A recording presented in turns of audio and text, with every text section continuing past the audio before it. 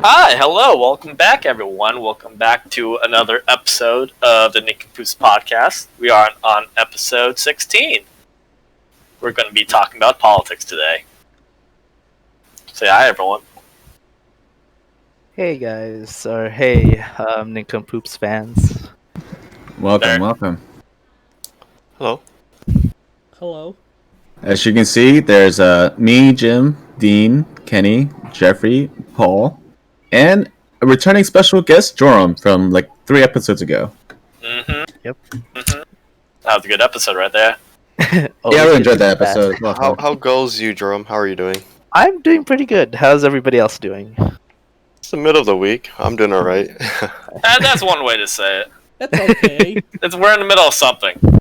We're in the middle of something. That's a good way to put Well, it. you know what else we're also in the middle of? We're in the middle of the electoral votes. Oh. Yeah. Shoot. Then- Also, When Jeffrey. did that happen? Also, Jeffrey, we're also in the middle of something. Oh, what is that? We're in the middle of these nuts. Got 'em! Oh, Yeah! that was the 2016 election. If you guys still remember, that I actually happened. totally forgot about that. Those were simpler times. Yeah. Those were some 2016 seemed like an eternity ago. It I'm does. pretty sure no one fucked around and voted these nuts or Harambe this time around. I mean, there's Kanye West. Yeah. Well- Yeah, Kanye is on there, but like if I recall, like he barely got any votes. Yeah. He was doing like a write-in campaign too. Yeah. I can't believe he actually made it on like the ballot here in California. Was it? I think he was the vice president for, Yeah, I think, the American Independent Party or some shit. Yeah, and I was like, wait, weren't you running for president? Yeah. One Clearly, Yeah. clearly something went wrong. I mean, think about it, though. If you're on the ballot twice, once as a vice president, once as a president, you have double the chance of winning. Dude, I that mean- is true. That is true. You're not wrong, technically. Yeah, so... I mean, You have a higher chance to rule the empire, basically. Oh man. So, what's everyone's thought so far? It's like the day after the big day. yeah. And we're still counting the votes, but, you know, we have results in already. I think all of us are pretty sure who's going to win at this point. Just looking at the electoral college. It's just a question towards Dean and Kenny. Since you guys are apolitical, meaning, you know, you guys don't really tune in as much to politics, like, you know, whatever happens. How do you guys feel about Joe Biden becoming a president? Do you guys feel like, oh, okay, that's like a little bit better, or do you guys feel like, it makes no difference to me? Choice number 2, sir. Mm. I see. Yeah, All right. it makes no difference for me either. I honestly, if this was a wrestling match, and maybe I'd be like, "Come on, Joe, you got this, Wrestling. Joe." Maybe, but you know, Mhm. Understandable. What about you, Jeffrey, as someone who's like at least slightly more political than those two? I mean, I kind of care about it. I do. I think I kind of definitely pay a little bit more just attention than Kenny and Dean, but not as much as you and Paul and Joram. That's for sure. But I do care about the ongoing votes and change here. Yeah, I think you're probably the best example of like an average person our age voting, because most people are not gonna be like me, Jordan, and Paul, where we check in with the news, see what's going on like all the We're time. the weirdos. We're the Yeah, nerds. yeah. So Nah, you guys are yeah, sort of weird. you're a good representation of that. Oh, well, thank you. you're what they call the people's champ, Jeffrey. The people's champ. Hey, Alright, careful, so- guys. You can take on 100 cripples, remember? Yeah, watch out. Oh my god, I forgot about that question. Don't remind them my secret now. All right, so for me, Jordan, and Paul, obviously we tune in a lot into politics and stuff, and how about the three of us? Or I think Jeffrey voted too. Yeah. So how about the four of us just share who we voted up front? I voted for Howie Hawkins of the Green Party myself. Yep, same here. Mine was like a protest vote. It's like it was like we're in California. My vote was a safe vote. It's going blue anyway, so my vote didn't mean dick. Yeah. Jeffrey Yeah, I voted for the Green Party too. and Joram. yeah, I voted for Joe. So Of course.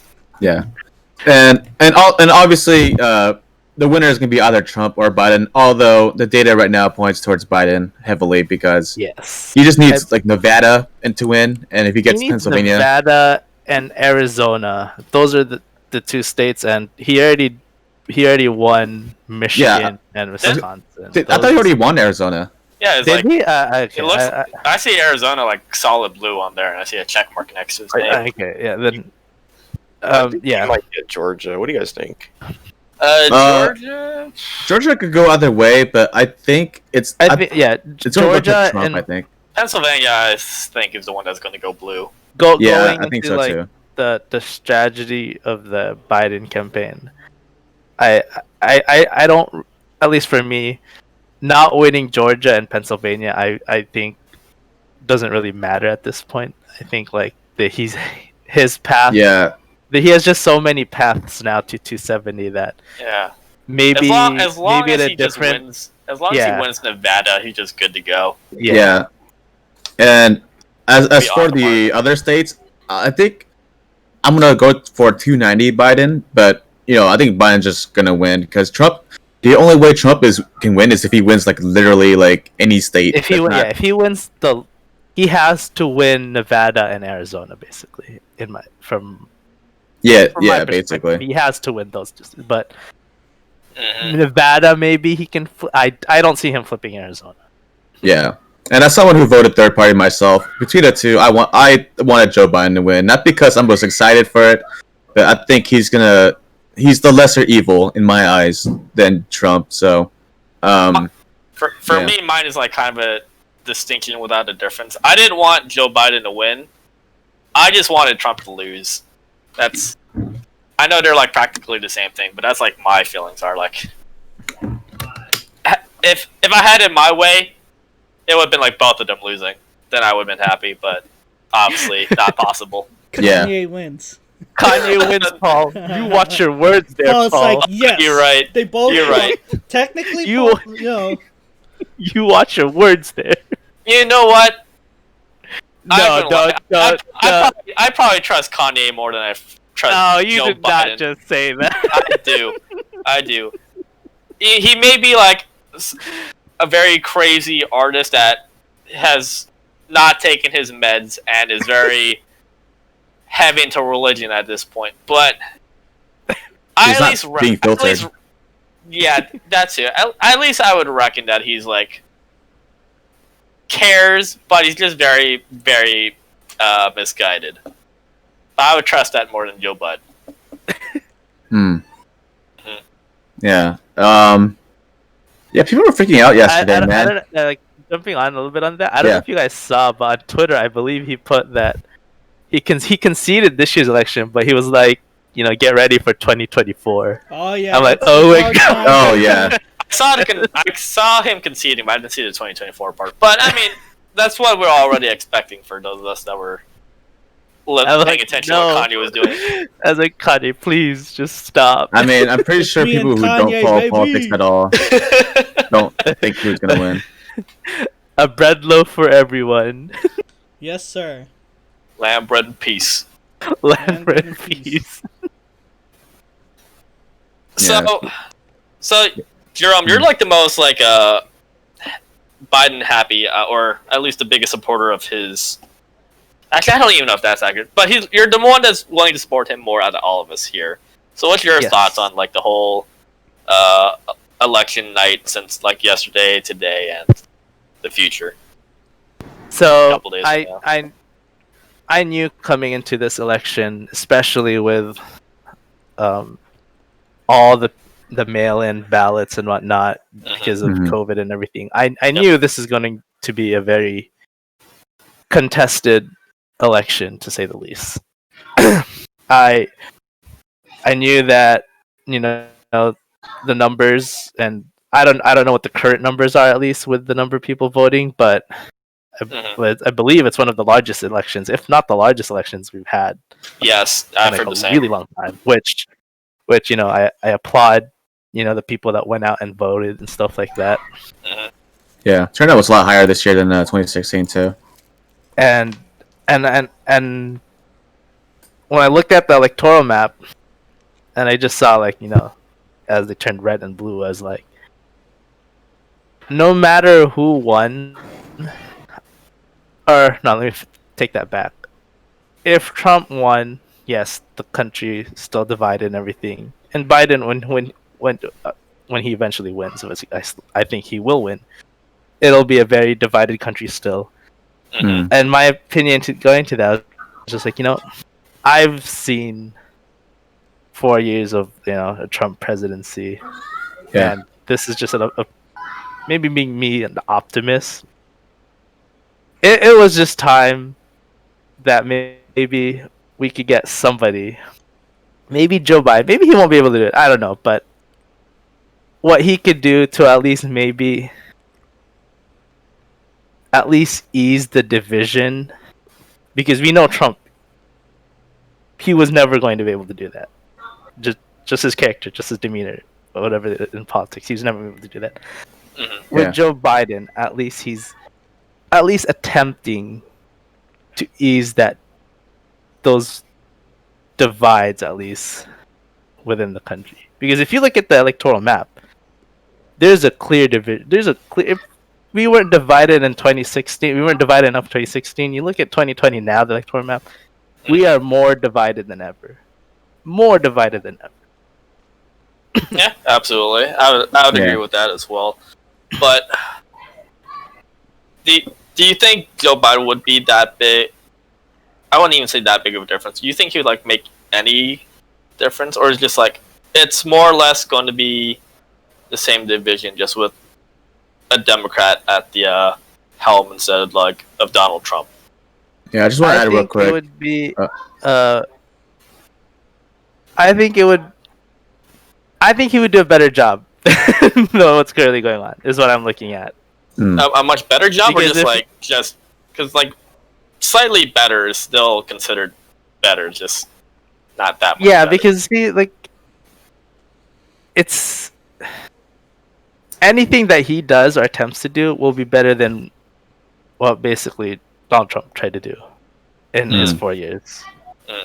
So any attempt, even just the slightest attempt to, at least try to reach out and fix those relationships, I think is a much more solid attempt than what we've had these past 4 years. And I know that that's not a lot, obviously, because there hasn't been really any attempts these past 4 years. That's why I would say any attempt, and I think that is going to be a big keystone in whatever Joe Biden moves on forward from this.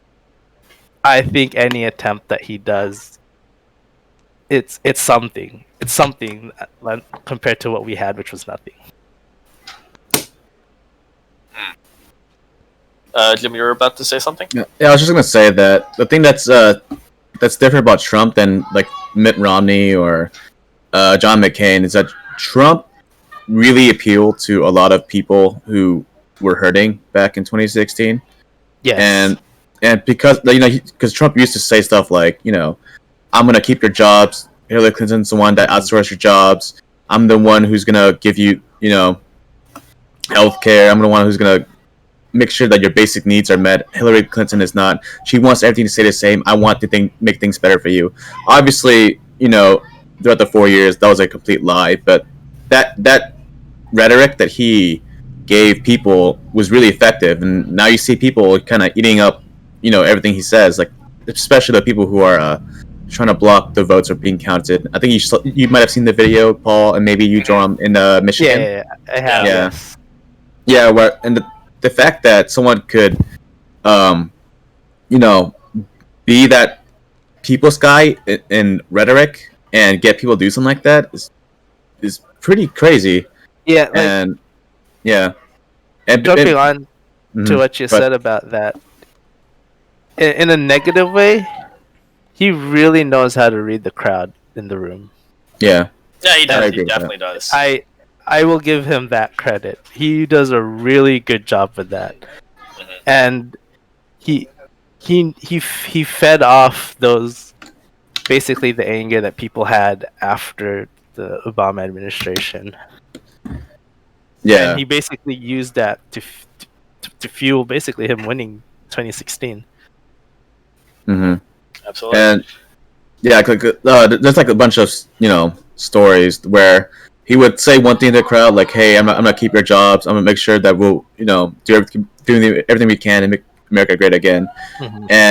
And then he would go back to the back room, be like, and talk to the Republicans in power, like, "Hey, I'm not gonna change anything, and Mhm. I'm gonna just policy wise, Donald Trump was just like any old standard Republican. If you look at what he's done, he's kept on the wars just like Bush and Obama did. He's cut tax breaks for the wealthy and also deregulated a bunch of industries like Republicans normally would. But it was the fact that he had such a big following. Some people would call it a cult following. It almost was like a cult following. Like even I'd to this, say it definitely is a cult. yeah, because there are people. I forgot who mentioned it yesterday. And I was watching Yeah. one of the news broadcasts. There are people out there who really take his word to heart, Hmm. and you don't see that with a lot of politicians, except for him. And that I just find that really, really astounding. The way he's able to galvanize a lot of these Yeah, these people in his fan base. yeah, yeah. Are you aware of the term populism, Jerome? Yes, I am, but Yeah, so I would love a refresher on it. So populism means you want to pass policies that help the average person, and there's two versions of it. It's left populism, which is left wing economic ways to help the middle class, and there's the right wing populism where it's the conservative way to pass policies to help the middle class. And Donald Trump was rhetorically the second one, the right populist, Yes. and that really resonated with a lot of people. Mhm. And that's why Bernie Sanders on the left is really popular because he, agree with him or disagree with him, like he's honest, or at least he's when he says stuff like he wants to do Medicare for all or a Green New Deal, he does it because he wants to help everybody. He means Even if what he you- says as well. yeah, and that resonates with people, man, and that's why Trump has such a big following, despite being a very, well, to put it lightly, controversial figure in politics. Like, because the people who like him really fucking love him, but the people they who do, don't and like him really hate him. It's just say There's what you want there's about there's him. like no in between at this point. Like, Yeah, basically. your norms of what you understood about like the politics and everything like that, and he basically like destroyed that. in Yes, any like 2016. political rules that were Like existed before 2016, he just like Yeah. completely. I took a dump remember on and going just, like, into my political science classes the day after he won, and we were just like, did that just really happen? Like, did Hmm. none of what we could have foretold expected that to happen? I would say I was like on the opposite. I remember sitting in like on the election night for 2016. I remember sitting in my one of my science classes at university, and we were taking either like a midterm or a final. Or at least just like a quiz, and our professor had like the TV or just like showing us like the numbers for the election. And I just remember sitting there thinking like, even like a couple days before, like everyone's saying that there's no way that Donald Trump is winning, but I'm getting I have like a feeling that he's probably going to win. He has like a really good chance of winning Yeah. this, and people are just underplaying it. Yeah, the thing about that time too was that Nate Silver, who gets a lot of shit for his polls, his polls weren't that wrong. Like back in 2016, he gave Donald Trump a 30% chance of winning, which is actually pretty high. Like if you ever played like Pokemon, Jerome, like you ever use Focus Blast and it misses? Like that's what happened in 2016. Never believe those odds sometimes. Earthquake's supposed to hit your Pokemon 100% of the time. My Tyranitar jumped in its earthquake. Okay, if it's 100% and it misses, that's something else. It's just straight on just lying.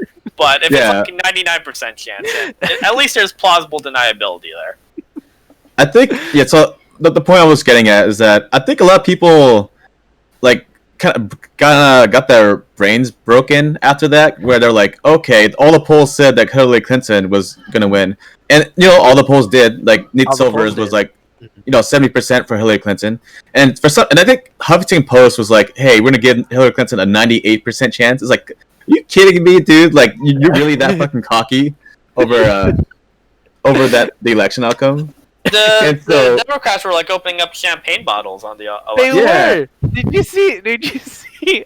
I'll never forget. And it's kind of ridiculous to point it out, but like they were all celebrating already at her camp, and then when you saw those numbers rolling in, you could see them crying, and I'm all like, just like I'm with you there too. I was also laughing. I was all like, As a Bernie supporter, I was laughing. I'm like, I you mean, bitches. you should have at least been prepared for the worst, you know.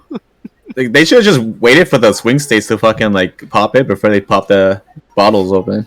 Mhm. And then I'll never forget like all this. I remember there's a huge campaign before the week of the elections that year. Like all these celebrities like went on Twitter and Instagram like, like yeah, like she's gonna win it and stuff. We're gonna have And our then first female president. And then the day after, they're like, I'm moving to Canada. I don't know what's going on. Oh yeah, I heard the website for the Canadian citizenship thing fucking broke because of that. I was just like, It did. like, I was like, what happened to your like gleaming joy the past few Anyway, it's like, aside from like 2016, we should really come back to the present. I think that's what most people care about, like Yes. 2020. That's the most Yeah. immediate thing at the moment. But I'm gonna bring back 2016 only because I want to have a comparison between then and now. It's just that the reason why Hillary Clinton lost last time was because she those reports that she didn't want to report what's it called, rally inside the key Rust states Belt. of the Rust Belt, which are Wisconsin, They- Michigan, Pennsylvania, Yeah, and Ohio. Whereas Trump did. Yeah. Yeah. They dubbed that like the Safe that states. blue wall Quote-unquote that safe states, yeah, yeah. that blue wall that Democrats have always had. The Democratic firewall. Yes. Yeah. And then I think that was just arrogance at her part, not getting a good field of view of what was really Definitely. going on. Because like a lot of people who voted Trump in those areas were usually like 2 times Obama voters, where they voted for Obama twice, hoping things would get better, but then things didn't because their jobs kept on getting outsourced. Mhm. And so when they saw Trump come in and then rally when Hillary did not, saying like, "Hey, I'm gonna bring your jobs back," Yeah. who do you think they're gonna go with? The person who's gonna keep things the same, or the person who might change your life for the better? And that's what happened there. But then this time around, there's just not this hatred for Hillary Clinton that they have for Joe Biden. No. It looks like It's more of we've seen what the last 4 years of like. yeah. If you could say that 2016 was a anti-Hillary Clinton election, or at least the general election was, then I think it's also safe to say you could say that 2020 is a anti-Donald Trump election. Mhm. Looking at the map right now, because for one, we have like the most amount of like votes in modern political history. Yes, he Yeah. shattered Barack Obama's record in 2008. Was that 2012? One of those two. Hmm. Yeah. And and then this time around, as you can see, went towards Biden. Because like Jorm said, the last 4 years, when he said he would bring back their jobs, he didn't. And on top of that, the big difference between now and then is that now we're gonna have a good idea of how Trump handles things such as COVID, such as a depression, and he's kind of done a pretty shitty job.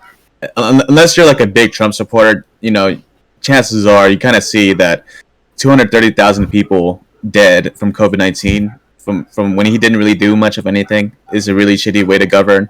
Him not really addressing your hurt when you're like laid off of your job, or you're not working as many hours, and he's not willing to, give you a stimulus check or make sure that you're not out on the street or anything, it makes you kind of turn on Trump a little bit. Sure, but at the same time, though, it's the numbers are, even though it looks like that it's almost guaranteed at this point that Biden's going to win.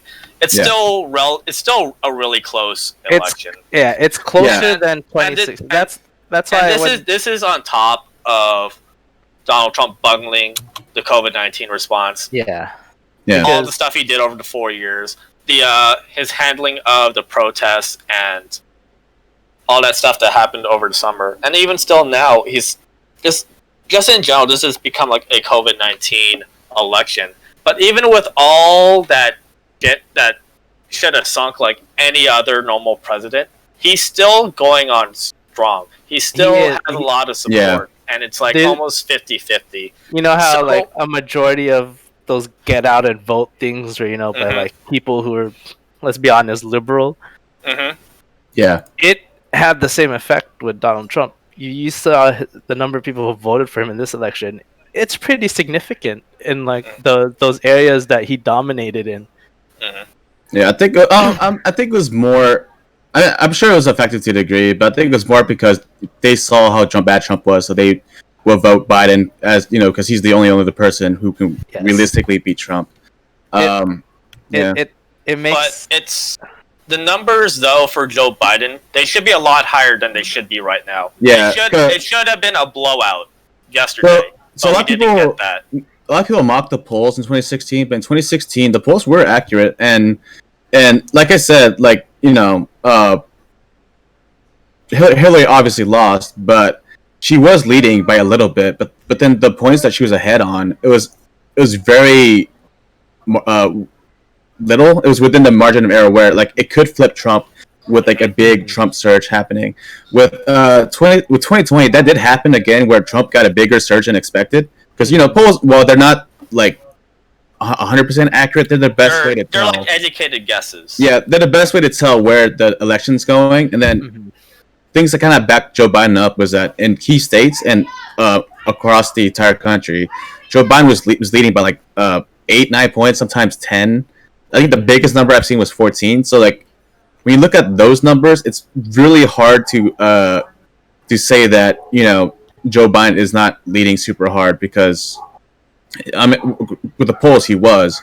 And then when it happened again this year, we saw a big Trump surge again, but then because of how poorly Trump has done, and because people don't like Trump, it just wasn't enough to overcome the Biden support.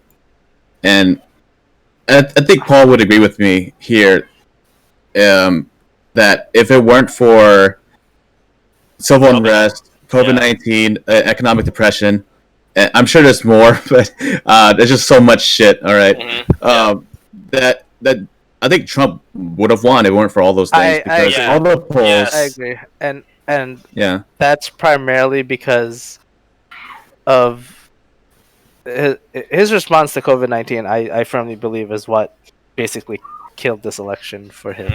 Had this been like just like any other regular year, Donald Trump would have been favored to win. Yeah, where from at least from the metrics that we've seen before the election happened, with the economy booming the way it was, and let's be honest, a majority of people vote based on how much is this going to affect my wallet.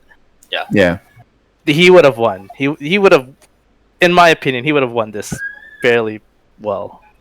Yeah, and also as a general rule, basically that the higher the voter turnout, the better the chance of a Democrat win. Yeah, because Republicans rely on having a lower voting turnout to win, because people generally swing towards being a Democrat than a Republican. So since that happened this time around, it's just more reason as to why Joe Biden would win, and it's looking like that. Right now, with Joe Biden just needing one more state to win to get it. Yeah, pretty much just like as long as he has Nevada, he's good to go. He'll be on the 270 directly.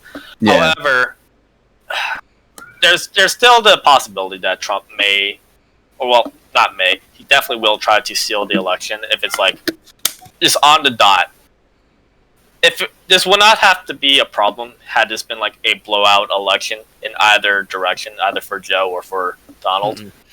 But since it's like within question, then Donald Trump can try to like maybe go for like a recount. He can also try to like. I believe, it depends from like the Supreme Court. It depends on by state basis, right? On like by which parameters you call recount in. It depends on the state. Their own rule by that, or each state has their own thing on counting whether they want to count the in-person votes first or the mail-in votes first. Or do at so the if you're same time. if you're paying attention at the beginning of the of the old map getting colored up, you saw a lot of like red because in those states usually they're counting the people who are voting in person first. Voting in person, yes. It's also called the red mirage, as I mentioned to you on Facebook, where it looks like Trump is winning a lot harder than really is. But then once you start counting the mail-in votes, which are usually going to be more Democratic because the Democrat voters are usually going to stay home to vote because they're like, oh, I don't want to risk going outside to get COVID or whatever. Yep. So that's why you see Wisconsin and Michigan flip to Joe Biden because of that. And because of that fact that mail-in votes are going to be more Democrat votes, that's why Trump is trying to get votes being counted, the mail votes to get counted because they favor Biden over him. And to add on to that, that's not him, like, but to people who are listening, they are in their legal rights, both parties, to basically ask for a recount. If it's at the margins that that we're seeing right now, where it's like a 10,000, 20,000 vote difference, then yes, they are within their legal rights to ask for a recount. It's not him, like mandating a recount or anything like that. Knowing Trump, I'm sure he'll play that card if he's able to. He will definitely try to play that card, especially during his after the immediate effect and during his lame duck presidency, up until they switch off. But again, I'm gonna keep repeating this. This should not have happened. It should not have to be this close. Yeah. Close. And maybe over time, when we get the results from Pennsylvania from during the weekend, the Biden's lead will climb up higher, maybe even like breaking into like 300 potentially. If that's, let's see, he could squeak it out, but it's possible if he wins Nevada, Pennsylvania, then one of the two states in the South right there. Yes, it's possible, but again, it should not have to come to that. We should have this with everything that's happened this year and how badly Donald Trump has handled the pandemic and everything else. This should have been like a cakewalk for Joe Biden, but from the simple fact that it wasn't, and it is this close, it goes to show like how badly run the Joe Biden campaign is and how bad the Democratic strategy is when it comes to like winning elections. If I recall, like it was in Florida where they thought they would run away with the Latino voters. That wasn't the case. Yeah, Latino voters sided with Trump, and that caught me off guard. I was like, really? That was the whole argument we heard during the primaries between Joe Biden and Bernie Sanders. Like, no, we have to go with Joe Biden because if we go with Bernie Sanders, we're going to lose Florida to the Cuban vote. Yeah. And clearly, we still lose it anyways. So it was like pretty. It was pretty close, but they ultimately went to Donald Trump. So I'm going back to like the Democratic primaries when people were saying that we can't go with Bernie Sanders. He's too extreme. He's too far left. He's going to be called a socialist. He's going to be called a communist. And then during the general election, what did the Republicans do? They called Joe Biden extremely far left. They called him a socialist. They called Kamala Harris, his running mate, they called her a communist. They even at some point they called Kamala Harris more left than Bernie Sanders. So that entire argument we heard during like the primaries, like we can't go with Bernie Sanders because they're going to be Republicans and moderate Republicans are going to be too afraid because he's too far left. They went with that argument anyways, and it looks like it worked in Florida. Yeah. I just want to add on to that. So in Florida, there's like 5 million votes or so, like almost 600, or sorry, almost 6 million votes on for each candidate. Mhm. But Florida also passed a $15 minimum wage, Yes. where the votes for Yes. that actually were more than what either candidate got. So what that tells me is that stuff like a $15 minimum wage is very, very common sense, and that it's very, very popular. There was also like marijuana and drug decriminalization in Oregon and like several other states, and I believe Washington, they passed in D.C. like 4 more states this year, I believe. Yeah, 4 legal or 5 weed more was states. in Arizona, New Jersey. I think decriminalizing drugs was in Oregon. I'm forgetting what other states got weed this year, but yeah. But yeah. Anyway, what that tells you is that the ideas that Bernie Sanders had are incredibly popular, because not only are they popular to the polls, like for example, Medicare for All has like an 80% approval rating. I think Fox News had their own Yes, they did. poll where it was like at 72%, despite the whole question being like, hey, do you want government-run healthcare, which is not an objective way to call universal healthcare, and it's still polled very popular. So it shows you that people like the policies, but they're voting on who they think is more likely to be Donald Trump. more likely to be Donald Trump. That was the main concern. People were like saying during the primaries, like, we like Bernie Sanders, we like what he has to offer, but I mean, CNN, MSNBC, they keep telling me that Bernie Sanders is not going to win. So, but Joe Biden is most electable, so I'm going to vote for Joe Biden because I want Donald Trump out of office. Yeah. So what we're trying to say is we're not just saying like, hey, Bernie would have won, although we do think that's that. exactly what I'm trying to say. Bernie would have. No. Well, Paul, hold your horses there, Paul. Exactly what I'm saying. Look, I agree with that. I agree with that, Paul. But even without that, even without saying Bernie would have won, which he would have, if Joe Biden just ran on a few more popular Bernie Sanders positions, like I think the $15 minimum wage petition that Joe Biden got was good. That's on Biden's platform. Yeah, it is on his platform. It's a very good. It's a very good idea. And if he just adopted, he doesn't have to adopt everything Bernie Sanders says. Like, we know for sure he wouldn't have gone with a universal health care, that single payer or even multi-payer. If he just ran on stuff like legalizing weed, or decriminalizing drugs, or find a way to replace certain functions of the police, like how police have to do so many fucking things, but then they can't do them all because there's too much shit to do, so they end up being stressed and killing people all the time. If he just ran on popular things, then Joe Biden should have won this a lot harder than he did, but he didn't. And because the Democrats' plan in the general election is always to, hey, let's get as many Republican voters to come from their camp to our camp, and that's how we beat them. But then when you look at the results in the map there, it doesn't really bode out very well, because in Ohio, despite getting John Kasich to help them get voters and rallying for Joe Biden, it still went over to Trump by 400,000 votes. And so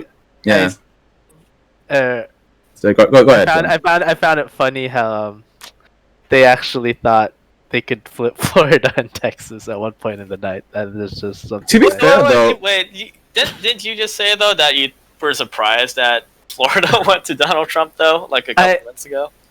I'm surprised in a sense that they worked really hard to sell that the Latino vote was going. Latino vote. Yeah. Biden lost a lot of the Latino vote for sure. Yes, he did really poorly, because they said like a couple months ago during the campaign trail that the Biden campaign didn't think or said that the Latino vote was not the path to victory, and technically that's true, but you could have won with a way larger margin than right now. Yeah, and that's one of the things that Bernie Sanders did well when it comes to like his demographic.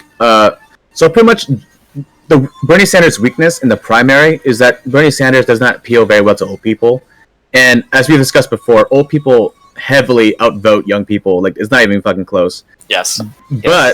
But the reason why me and Paul argue that Bernie Sanders would have won more definitely than Joe Biden is because Bernie Sanders did way better with young people. He did way better with Hispanic voters, and as a general rule, if more people vote, then the more likely the Democrat nominee is going to win, and that's why we think that Bernie would have won. To be fair, though, Bernie did lose during the primary. He did lose the white rural vote that was his stronghold during 2016. During this year's election, he did not do as well. So, but yeah, he did better in some ways. Like in 2016, he did better than Hillary Clinton.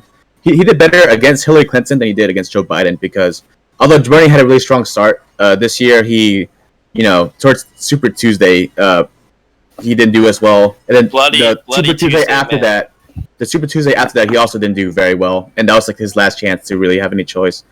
And it just goes to show you that people are just more scared about Donald Trump getting reelected than it is about getting the best candidate. Strategically against Donald Trump. People are more willing to settle than have better things in their life. It looks like, because the people who voted Joe Biden, most of them, I'd say 99% of them, would have voted Bernie Sanders too, because they just don't like Trump. Just based off that alone. But yeah, Joe, what do you think, Jerome? Do you think we are far off our assessment there? I think that's a pretty accurate assessment on what you mentioned. If not Joe Biden, Bernie Sanders ran against Trump right now in this election, I don't know if he would have won. You guys said like overwhelmingly. Well, I think it would have been overwhelmingly. I think he would have won a lot harder. Not a lot harder, but like a significant amount enough to a point where we can say like, hey, he won like for sure, instead of being a toss up in certain states. Well, I was confident that had Bernie been the nominee, he would have beaten Trump easily, even without COVID. Had it just been like a normal year without COVID-19, without the protests and the riots.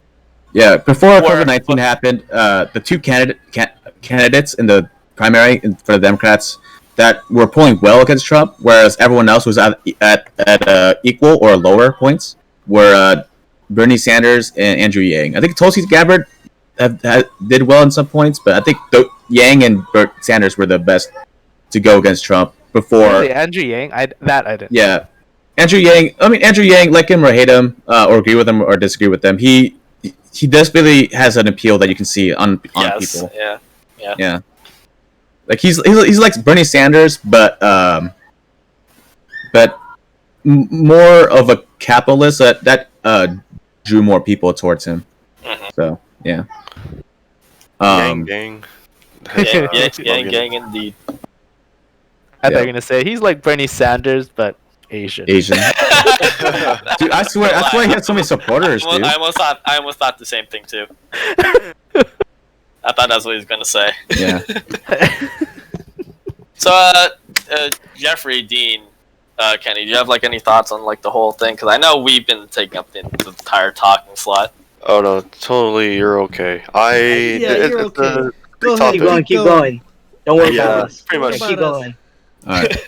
They're having a secret drinking game. How many times did Paul mention Bernie Sanders in that rant? Not gonna lie. I would love a drink right now. I had to take 2 bottles of soju every time Paul said Bernie Sanders.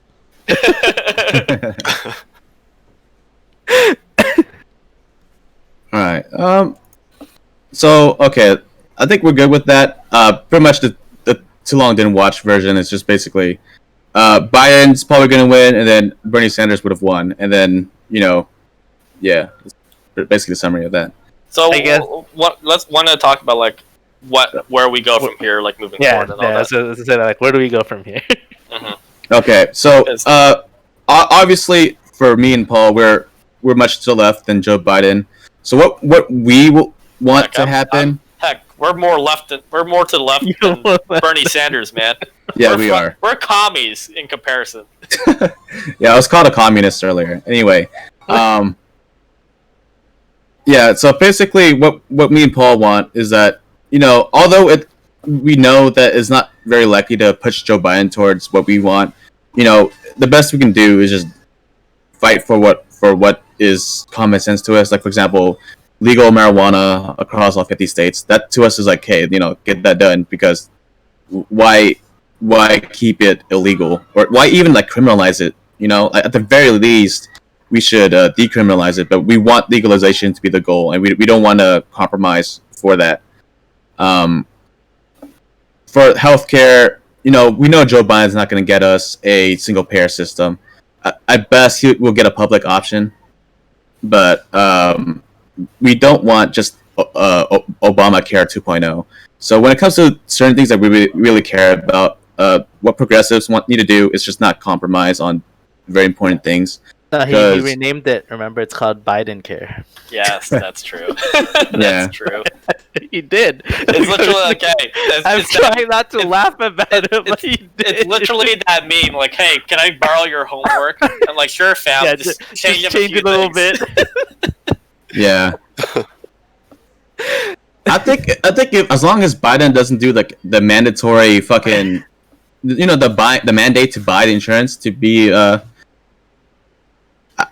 what is it? What is the specific thing? Is like you're forced to buy it or some shit if you're at a certain age. Yeah. If he doesn't bring that back, I don't think it'd be that weak. Like, I think that's a part everyone just fucking hated about Obamacare. You're forced to buy health insurance. Yeah. But anyway, when it comes to certain things, we just we have to push Joe Biden however we can, and if it comes to a general strike, that's what we have to do. I would love a general strike. That's the only way I could see any substantial change, but I don't see that happening. Even if Joe Biden, for some reason, somehow became like the most progressive guy overnight and wanted to make change, it's not going to happen, because Democrats lost a couple seats in the House. We also do not hold the Senate. That's still within Republican hands. So anything that and same with the Supreme Court. I like to look at it basically as we just swapped presidents. But literally, more or less the same thing is going to happen. That is what it is, guys. We just had a color change, and we just did a name change. Maybe I'm being mean, but how people are like, oh my gosh, Joe Biden's coming in, all these changes are gonna happen and stuff. I'm like, oh god, nothing's gonna change. It's literally what happened. You're just switching a crazy uncle for the sleepy uncle. Dude, have you heard about the apartment? I think it was an apartment complex where the owner of the apartment complex sent a letter to every resident. They're like, hey, if Joe Biden gets elected, he's gonna raise taxes. I'm gonna be forced to double your guys' rent. So, hey, vote. I'm not saying vote for Trump. I'm not saying vote for Trump, but if he wins, that's what's gonna happen, because I can't afford to pay those taxes. I don't even know if that's legal. I know in Canada that's definitely not legal to do. Well, just double people's rent overnight. It depends if the area has rent control or not. If it doesn't have rent control, I think they're within their means to do it. Wait, where was this? Was this in California or? I don't know. I just remember seeing reading the article. I don't remember where. I could see that being in one of those rural Midwestern. Yeah. It could be at a trailer park. I saw that same story, but I don't think it was at an apartment complex. I heard it was at a trailer park. Oh, okay. But yeah, regardless, some people thought that Joe Biden's gonna take your guns away. Like no one thinks Joe Biden's gonna fucking take the fucking Second Amendment away from the Constitution, right? If he ran on that platform, he would have never made it, guys, to even the general election. Let's be clear about that, okay? So people thought Joe Biden would make it so we have open borders. Like, come on, not even Bernie Sanders want open borders. Like, nobody's running on open borders. It's just hyperbolic. Back to that meme that Paul said, where it's gonna basically be the same, except he's just gonna change a little bit of things. The main thing, the most substantial thing about a Biden victory is not the fact that there's going to be any major change or even any change at all. It pretty much will be the same thing more or less. It's more just think of Biden more like a tourniquet. He's really just there to stop the bleeding right now. It's not we're not going into like any hospital to get any like major care looked at. It's just like literally just a band-aid to stop the bleeding. But going back to like you guys mentioned, we were talking about guns earlier before. Yes. Yeah. Even if Joe Biden were to say like, okay, day one of my presidency, mandatory gun buyback, it's likely logistically that's not going to happen. That's almost impossible because there are like far more firearms in the United States than are. Well, that's its entire own. in the entire That's US its own population. topic, Paul. But yeah, you're correct. I'm just saying is like it's absurd because Yeah. he could go through his entire 4 years, or even his 8 years if he gets reelected in like 2024. He could go through his entire like term, and still not get through every single gun in the country. Yeah. It's just logistically, it's going to take way too long to do that. And plus, there's other stuff he's going to focus on besides just like taking away people's guns. So that's just a little side rant Yeah. or side tangent of mine. Yeah, but anyway, but pretty much to wrap up, what we should do is just for me, Paul, just try to push Joe Biden left. Try to push not just Joe Biden, but the members in Congress, the Senate, however we can. Honestly, that's really the best we can do. Just be proactive. Well, short of a general strike, I don't see us pushing Biden anywhere left. Obviously, It's but we still have to try because we can't just be self-defeatist. Be like, oh well, we just sit at home and nothing's get done anyway. Get victories however we can. I'm not saying we sit around and do nothing, but at best, he'll probably just throw us a few crumbs. Yeah, I mean, we're expecting him to be like Obama 2.0, basically. Yeah. So It's my what main we're thing getting. is just focusing on the House, the Senate, and other down ballot races I can do because When you said Obama 2.0, I was like, oh, Barack. Oh shoot, it's Joe. Obama. oh shoot, yeah. There's another point. You just reminded me of another point I was gonna mention earlier, but I forgot about it. Right now, just seeing how divided the country is, and seeing how like the events that led up to Donald Trump winning in 2016, looking how things are now.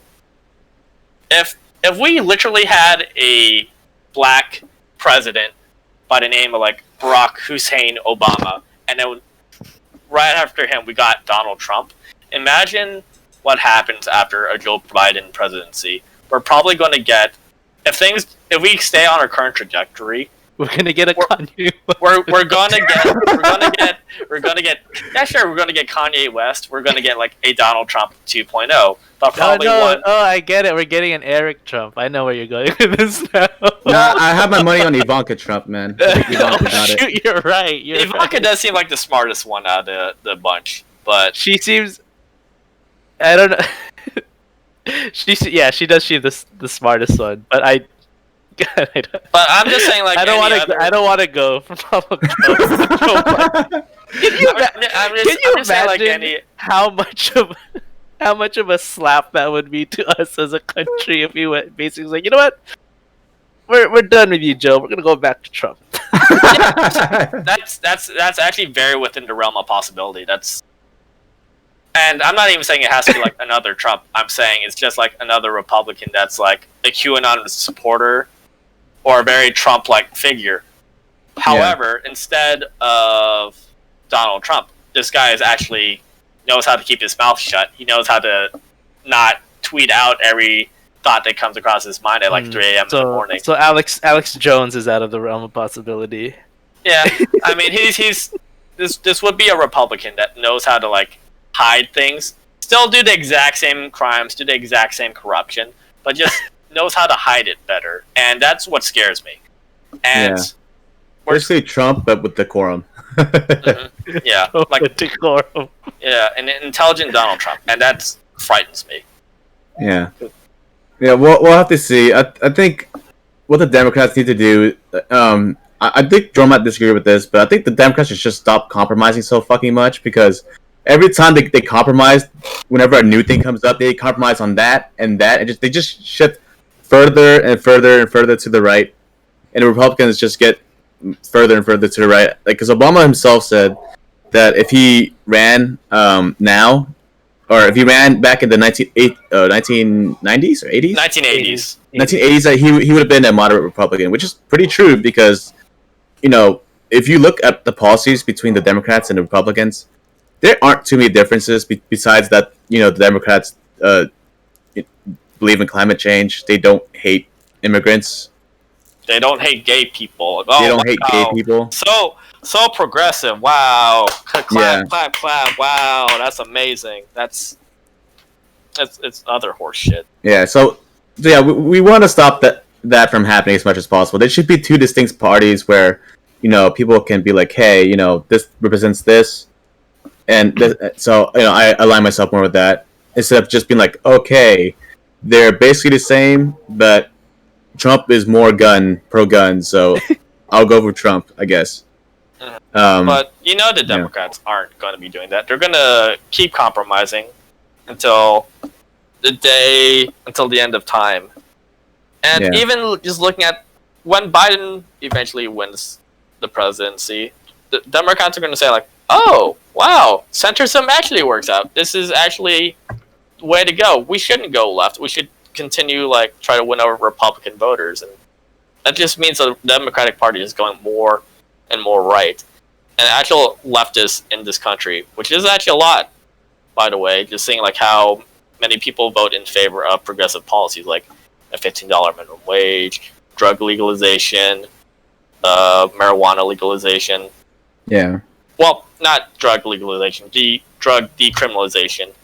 But most people in this country, whether they realize it or not, policy-wise, are much more left than they realize. Yeah, that's why me and Paul, although we were registered Democrats in the primary and we voted for Bernie Sanders, if we had our own party, we would not be a Democrat. we're really independent at heart. Like Bernie Sanders and Joe Biden would not be in the same party And independent does not mean between Democrat and Republican. It's not that white part in the middle. It could literally mean we could be super far left, we could be super far right, we could be in the middle, we could be just anywhere else on the political I think spectrum. it goes back to what we were talking about in the last podcast I was here, where the way we perceive liberals, conservatives, and independents now, a lot of that's very blended now from both sides. It's not a simple line. Yeah, I think there's the divisions everywhere. Like in the right, we have the divisions between the Trump supporters who are like, hey, this is our guy. He's he says what he thinks, and then blah blah blah. There's the Republicans who are like, whoa, we want our president to be well spoken and intelligent and thinks about what he says or how he says things. Yep. And on the left, there's liberals who they believe in hey, equal rights for everybody. But then there's also where me and Paul fall, where I think we kind of carved out our own name, where our group calls themselves leftists now to distinct ourselves from liberals. Where liberals are hey, we view liberals just I believe in identity politics.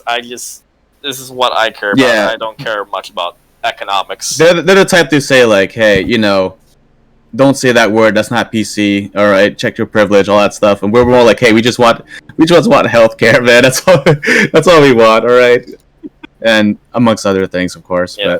But we also care about the social stuff too. It's just that we also care about the economics, but liberals just care about social stuff. Yeah, liberals are more conservative when it comes to economics. They're like, oh, Obama's the perfect president. When I think Jordan, you can agree that Obama was far from the perfect president. He was, yes. Yeah. Yes. If you look at his policy, a lot of his for different reasons. A lot of his economic stuff, but yes. Yeah. Conservative. Yeah, but there is a divide. It's just interesting to see where it goes from here. Obviously, with the two-party system, it's just going to be Democrats versus Republicans for a very long time, which is why I want to talk about ranked choice voting and the Electoral College. You guys ready to talk about that? I'm down. Let's do it. Yeah, I'm down to hear it. All right, I'll get some water real quick. Paul, you explain what ranked choice voting is. Okay, I mean, ranked choice voting is a pretty simple concept in that, like, you just, instead of, like, voting, like, oh, either one or the other, you can, like, you can have, like, a list. You can vote for, like, write in, like, okay, who's your number one candidate? And, like, okay, then write in after that, write in who's your number two, and then write in your number three. And then, as you go down the list, it's going to be, like, proportional to, like, who gets the most amount, like, number ones and number twos. So, it doesn't have to be, like, you have to pick one or the other down the line. So, let's say, like, your number one choice doesn't get in. Like, okay, then how about, like, your number two? Your number two will be considered. And if your number two is the one that gets the most amount, like, popular votes, and, like, okay, cool, that guy can get in. So, ranked choice voting, I think, is far more democratic in that you get more of your voices heard, or you just have, like, better choices, more choices at the table compared to just, like, our current system. Yeah, so like if you're like me or Paul, where you're like, hey, fuck Joe Biden, fuck Donald Trump, we can vote. Let's say, Green Party, and then we will vote Libertarian after that, and we'll vote Joe Biden after that. So, choice number one, Green Party, automatically disqualified because they didn't get enough votes. Then our second choice would be Libertarian, and they're like, okay, Libertarian also disqualified because they didn't get enough votes. And so it will go back to Joe Biden. And so, yeah, it's just a more democratic way for us to just rank our evils rather than just pick who is the least shitty person. I think right now that probably would not work. I think people would still gravitate towards electoral college more. But as the demographics of this country changes over time, I would see that as being the future if we ever moved away from the electoral college. Do you think we should keep the electoral college at the moment, or? The reason why I say that it is the electoral stays for now is I still feel a majority of people would still look at it from a black and white perspective of Republicans and Democrats. Yeah, And, but as we I like to think it as we move on further into the future, a majority of us, I guess what I'm trying to say is the younger people, as more of us, I guess are hopefully, if we involved ourselves in politics more and whatnot, I think we separate that notion of what we consider as Republicans and Democrats. And I think it goes back to what we were saying, where there's Republicans and Democrats, but the offshoots of those, the groups that offshoot from that, I think was where we can say that, maybe the electoral college isn't going to work if we have all these different groups now. So to steel man your argument, you're saying that because young people are not party loyalists and they're more willing to vote for the candidate they want regardless of party, that until we are the majority, we should not have ranked choice voting because until where people aren't loyal to a party, and we just wait for the old people to die off because they are more likely to be. In layman's terms, yes, that's what I'm trying to say. Okay. Well, there's my issue with that though, is that all people are fucking living for forever nowadays, bro. They live way too long. Okay, I don't want old people to die. All right.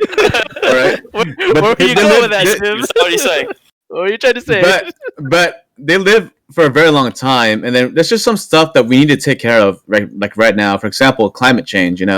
I don't think that we should hand over every election to a few states that don't represent the majority of the country. Like, as you know, that the Democrats have been getting more of the popular vote every year, but then we everything just kind of hinges on like 4 states. Like this election, it was Pennsylvania, Michigan, Ohio, Florida, and that everyone else just kind of sits back and just waits to see what happens. I mean, the purpose of the electoral college is it's United States is more like a representative democracy. It's not a direct democracy. It's not 100% democratic. So there's the popular vote and there's the electoral college. Yeah. And it's more like when it comes to like states that are proportional votes, when it comes to the electoral college, they'll put more like, okay, I'll consider what you have to say, but I don't necessarily have to do it. And that's the same with like delegates during the primaries as well. They do the exact same things, just more. Yeah. It's a consideration, but it's not directly proportional. Correct me if I'm wrong here, Paul. But the electoral college was the purpose of it, at least when they crafted it back during the constitutional days. Yeah. Was one, they did not trust the public when it came to like decisions as choosing the president, correct? Yeah. And two, it was a way to compromise between larger states and smaller states, correct? Yeah, definitely. Okay. Yeah. Although I would argue that smaller states have more power right now because smaller states like Ohio, Pennsylvania, just to bring that up again, they do have more control. The main fear was with the electoral college, or why it was implemented, was the fear of the majority. However, it makes more sense though. Like more people vote in favor of this one thing as opposed to the other. But right now we're currently, or it's actually never mind. It's almost always has been like it's more like the tyranny of the minority. So people in smaller states or like with a lesser population has more say than us in California, which has like a substantially larger population. Which, if you think about what a democracy is, that makes zero sense. Why should people that live in like a less populated area have more say than us in like those in the bigger states? And sure, like we're gonna lean more democratic or we're gonna lean more left leaning, but shouldn't that just be an argument in favor? Just like maybe conservatives should come up with a better argument as opposed to just like, no, we're just gonna like slap that down because we don't want to lose in a fair fight. Yeah, like the electoral college has famously been known to be a crutch for Republicans. I think without it, the Republicans just don't have a chance to win. But I think if they want to win, they just do stuff that people want to have. Like for example, legalizing weed. That's like an 80% approval rating. Medicare for All has a big approval rating from the public. The Green New Deal. Like if the Republicans just adopted things that are popular instead of just relying on a few key states where it can just be like, hey, think about what the other guy is doing, then I think the outcomes would be better because it'll be a lot more democratic. And not saying democracy is perfect, but it's the best and most efficient system that we can use. But the electoral college, it doesn't really let us really have a voice, especially in California, where if literally everyone here voted for Trump, like that would not even put a dent inside what's going to happen. I just want people in California to have the same value in their vote as someone who lives in Pennsylvania.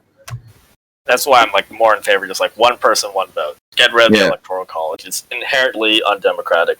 And if we're gonna keep it, I think a good compromise is like, hey, 30% of the voters in the state voted Republican, and then 70% voted Democrat. So the Democrats get 7/10 of the electoral points, and then the Republicans get 3/10 of the vote, rather than just be like a winner take all system. Yeah, too. Yeah. Isn't there like a name for that also?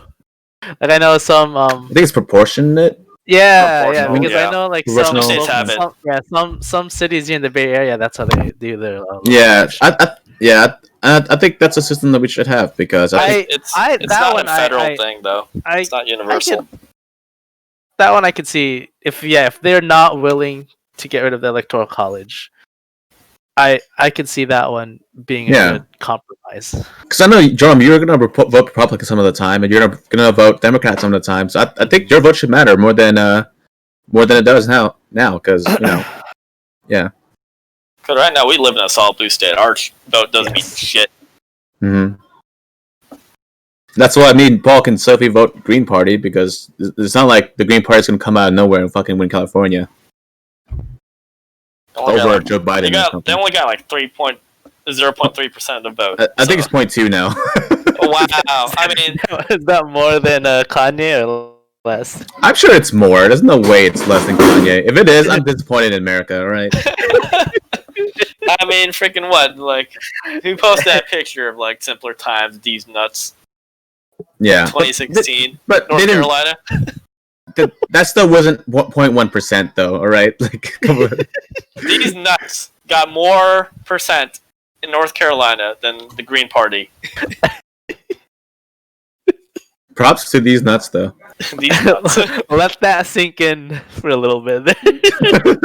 I'm not letting any nuts like But yeah, sink deep the reason into why- anywhere. But for ranked choice voting, I think we should just have that, especially for primaries, man. Like, how many times you've seen a list of candidates and you're like, damn, I like a lot of these people, but I can only pick one, you know? Like, for me, it was like, I like Bernie Sanders, Tulsi Gabbard, and Andrew Yang. So I was like, There's also the argument where people say like, don't vote for this person, you're throwing away your vote. yeah. So yeah, what do you think, Jerome? No, I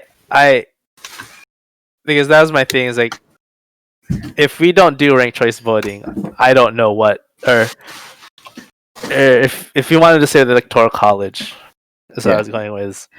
I didn't know what method we could go that wouldn't be ranked choice voting.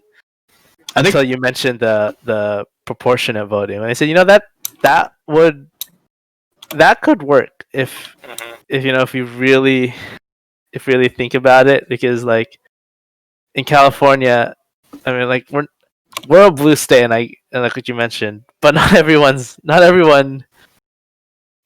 voted obviously Joe Biden here. yeah. Like, yeah, so like, and I remember my cousin mentioning yesterday, is like, so what about the people who voted for like Trump here, or like somebody else in this state? Like, do their votes count? And like, I tried really hard trying to answer that in a way where I wouldn't sound like confused or lost on how to answer. Like, and I thought about it. I was like, you literally just say no. yeah, I was The like, answer is just as- no. Your I was- vote doesn't I'm exist. trying to defend the electoral college. Just like, and now that I think about it, yeah, like how, like in a sense, their vote doesn't matter in California. The only people who are happy with their vote here in California are like actual Biden supporters, and they don't really exist. It's more just like, okay, let's vote for Biden to get rid of Trump. Yes. All right, no one's like, fuck yeah, Biden, let's go. Yeah. That's my man right there. No, most people, though they are reindeers. They don't exist. Yeah. Actually, yeah. Like if you find someone who's excited for Biden, I'll give you like $50. All right, that's pretty rare. Catching. Heck, you're Nice. probably the most Biden happy person I know, and he's probably like, Okay, Are you pumped up, or are you just like- for him? I'm only pumped up because I didn't want another 4 years. Okay. yeah, that's And it's anecdotal, but Okay. you're To be the honest only with you, if super in favor of Joe Biden could have worked as a Republican nominee. He fucking admits it. Yes, Finally. Damn it. yeah. This shows that the In Democrats my are just perfect becoming more and world- more right wing. In my perfect world, he should have been the Republican nominee, See? not freaking Donald Trump. Okay. See, we have no left wing party in this country. We have like a right wing and diet right wing. Jordan, do you think it kind of sucks that we have two pro-war parties in the United States? Pro-war. Yeah. There's no party that's like, hey, we should stop going to war with other countries. It used to be the Democrats, but not anymore. I don't see, because I don't think we could ever get to that point, because I feel like of the influence. That's how that low a lot- bar it is. See? That's the influence. just the system beating. I'm just being honest here, guys. That's just the okay? system beating Jerome down. I'm Yeah. trying. I'm trying to. No, find no, a way like to- Jerome is right. It is very, very difficult to stop that, because what Look, happens in the yeah. United States is that We're involved everywhere. Let's put that. We're involved everywhere. not just that, We have commitments in military places everywhere. So that's going to be hard if you're going to say you're anti-war and still have those places there. Two, the military-industrial complex has so much influence in politics and what goes on in Yeah, Washington. that's what I was DC, gonna where say next. That's they put trillions of dollars into politics. That's gonna be hard to say anti-war if they're committed. Yeah, I was gonna say that whenever like an anti-war candidate comes in, they're like, okay, time to stop the wars. You know, let's fight for no more wars. And then the military-industrial complex is like, hey, if you stop us from doing our thing, you're gonna lose a bunch of jobs in your state. And then they're like, oh shit, not that. So, that's kind of economy. that's what keeps the engine going. No matter how much.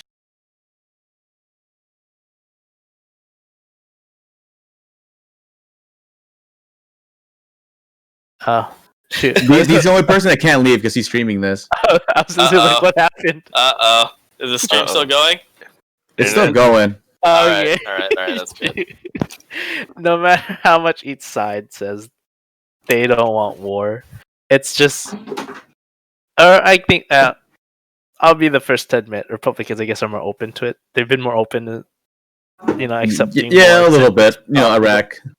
Yeah, but I say both sides are open to war. to say that Democrats aren't open to war is just a lie because there's just so much profit in the war, and I'm being honest here, guys. There's a lot of profit. They're both super open to it. They both go to bed at night, just like look at pictures of like war in the Middle East or like other like place like Venezuela, North Korea, and you're just like, I guess the best way to say, the best way to say is just like, go to bed just jerking it like hardcore and like I guess the best way to state the best way to state it's one side's just more open about it than the other.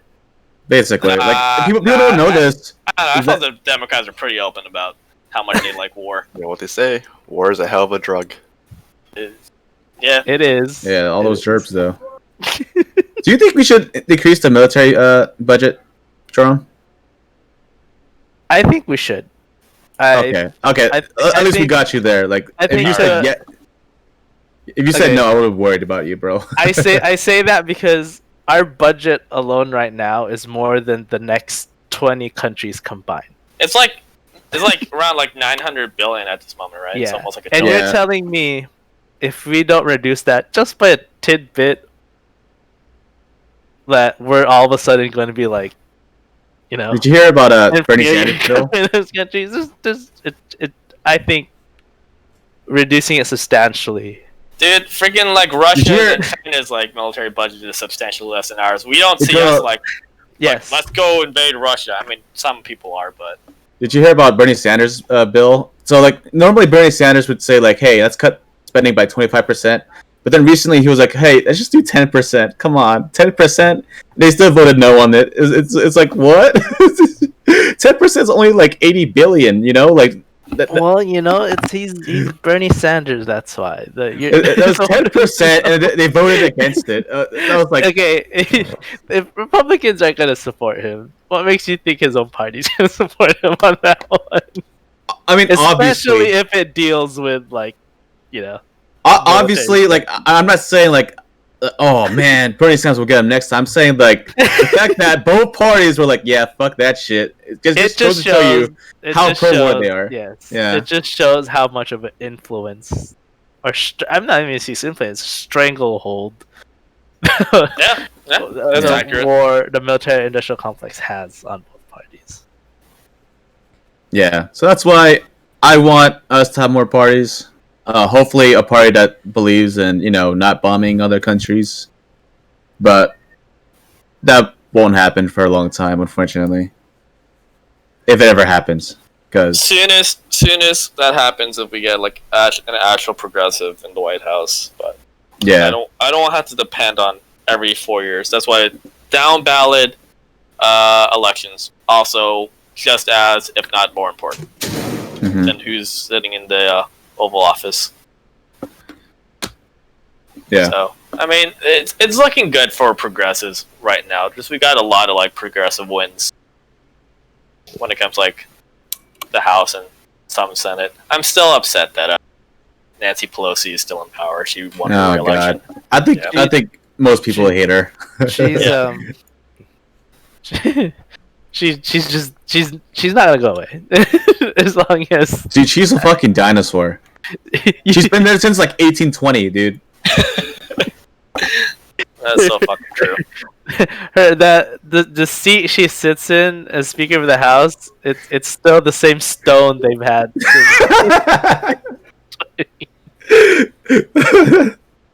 Yeah, it was carved by a caveman. You know how old? What- You know how I knew she's been there for a while.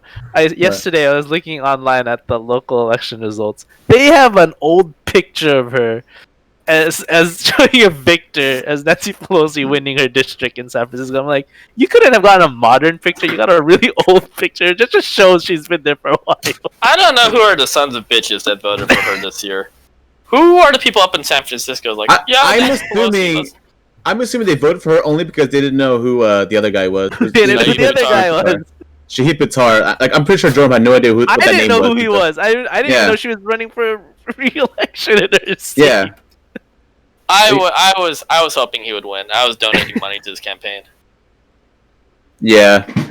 I didn't think it'd be like 20-80%. I thought it'd be like Yeah, at least, I guess to show you when it close. comes to down ballot races, if no one knows who you are, then you're not gonna win.